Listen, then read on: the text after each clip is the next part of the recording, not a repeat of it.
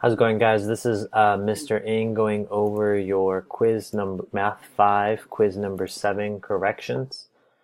This was taken on 11/28/17. Question number 1, match the following by putting one letter per blank. So the first one is vertex form. You're looking for f of x or y equals a times parentheses x minus h squared plus k. So essentially you're looking for parentheses to the power of 2, and this is the one that's written in vertex form, that is C. Intercept or factor form is binomials, so you're going to have two sets of parentheses. That would be letter choice B. That's written in the form A times x minus r1 times x minus r2. And standard form has no parentheses and is written in descending order. So there's no parentheses here, and descending orders by the powers or exponents 2, 1, and this is x to the 0 power. So 2, 1, 0 in descending order. Those were 2 points each. Let's take a look at number 2.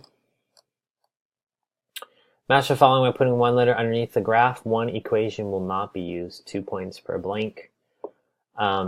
So I look here at A, and what I did is I recognized that my A value is positive, so it's going to be opening up. So there's only one graph that actually opens up. If you think about it, all the other graphs have a leading coefficient that A value is negative. So this is a graph that opens down, opens down, opens down. So this is the only graph that opens up. That would be the last one, that would be A. And you can also do something called the zero product rule, where you essentially set it equal to 0. And then you solve, and you get x equals -1 and x equals -5. Those are our x-intercepts, and you see that right there. Remember here in factored or intercept form, there is no y-intercept. You would have to do that by making x equal to 0, and you would probably find that to be 10. 0 is 1, 5 times 2 is 10, yeah.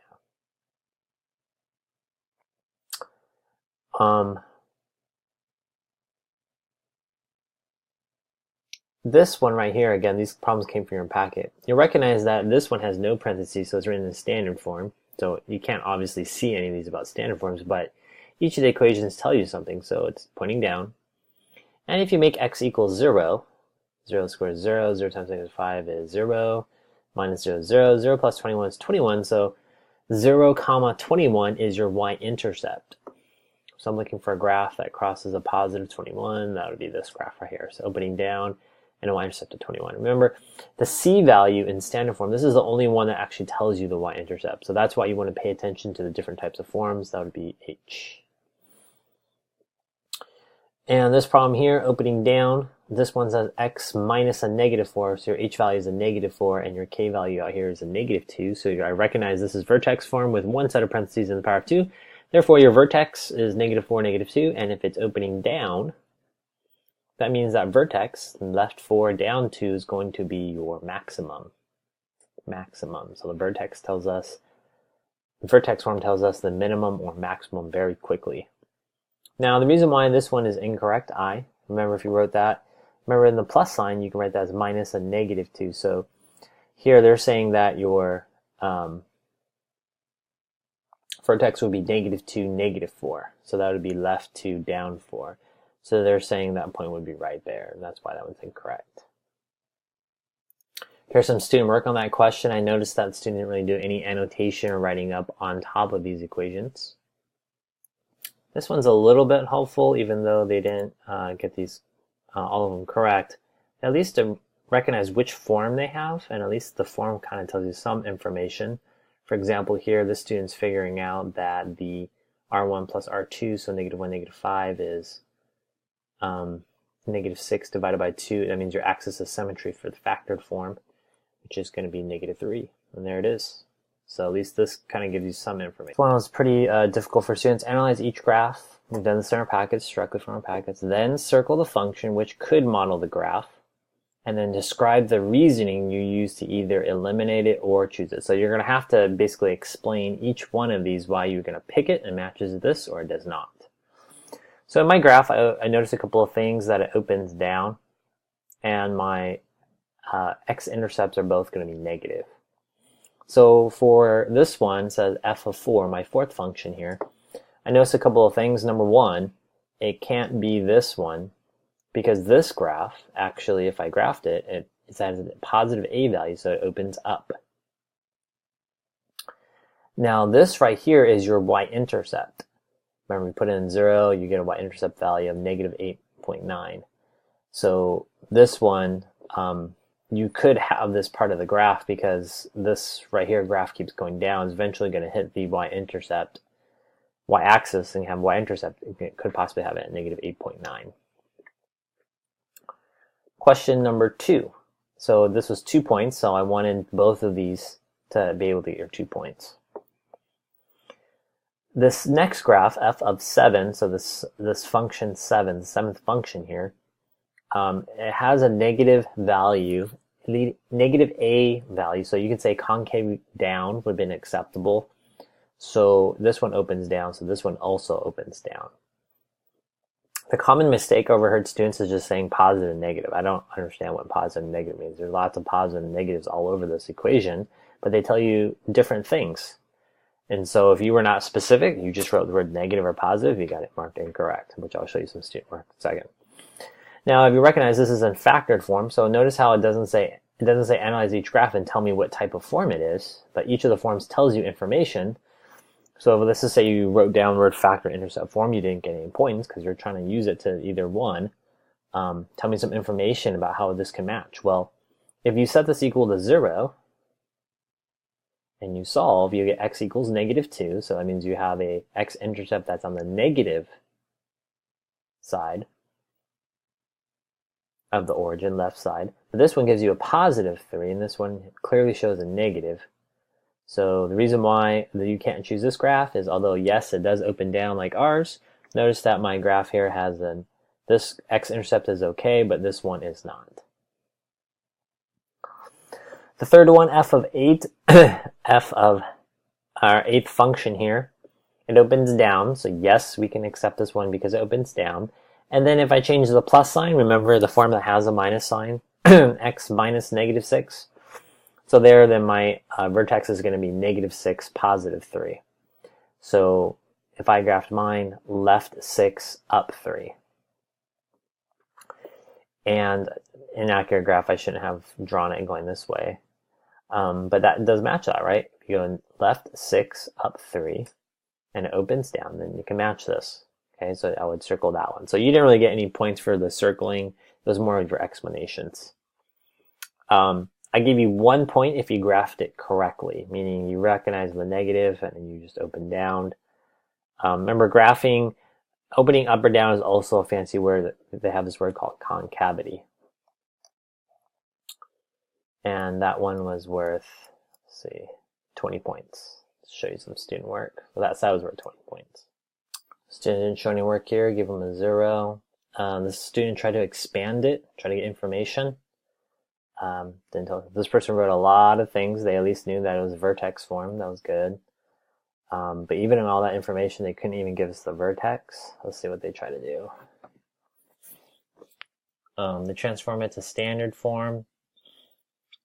Because in their explanation, they said same concavity and quadrant. I was willing to give partial credit, but didn't really show a lot of work on that one. This student did a lot of work, which is great. They were getting some clues. They knew how to identify each of the variables, A, B, and C, A, P, Q, which is great, A, H, and K. But here's a great example why I gave each of these 0. It says I eliminated this one because only one number has a negative. What number has a negative? This is a negative, this is a negative, this is negative. So I thought their analyzing was not very descriptive nor accurate. Lots of messy work here. Concavity, graph down, give them 1 point. Same thing here, 1 point. Shows my check mark, but not the full 2 points. All right, I like this one. At least they do opened up, but didn't talk about the y-intercept. Gave them 1 point. This one they knew a value tells you opens down. At least they gave me something, right? This function couldn't be used because R2 is values positive. So they knew that the x-intercept was on the right side of the graph. So full credit for that one. Identify the vertex. This function could happen because negative 6, negative 6, 3 could be modeled on the graph. So they're recognizing they can find an h and a k value. All right, this problem says, free response, make sure to show all your work and box your answers, convert the standard form below into vertex form. So the first thing I do is I take the constant, move it over. Then I have x squared minus 4x. I take my b value, and I'm going to use this formula to complete the square. B over 2 squared, and my b value is negative 4. Half of negative 4 is negative 2. Negative 2 times negative 2 is positive 4. In order to write a positive 4 there, you're also going to have a negative 4, because those two add equal to 0, and when you add 0 to any function, then on both sides of the equation doesn't change it. So here, then I can factor this into using Xbox method. It gives you x minus 2 times quantity x minus 2. Negative 4 plus 7 is 3. Put those together, you have x minus 2 squared plus 3. Now it says convert the standard form into vertex form, and this is vertex form. And this is vertex form in itself. And therefore, my vertex is 2, 3. You got 2 points for writing x minus 2 times x minus 2, or x minus 2 squared, which implies that you knew how to complete the square.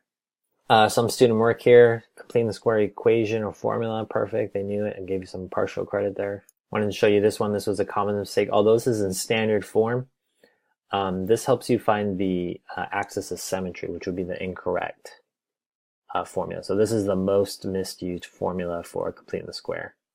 I wanted to show you this one. This one got 3 out of 4, very, very close. They got x minus 2. Quantity square, they show me some completing the square, but here they forgot to do the positive, negative 4, positive 4, and positive 4, and then the 7 there. Question number 5, use the given information to determine the most efficient form you can use to write the function. Write either standard form, factor form, vertex form, or none of the above. So when they give me a minimum point, if you draw a graph, there's my there. A minimum point, I couldn't see it, but it's graph 6, 275, so write 6 up 275. If that is your vertex, and it has to go through this point, 0, 15, that means I have to graph it down. Well, another word for a minimum point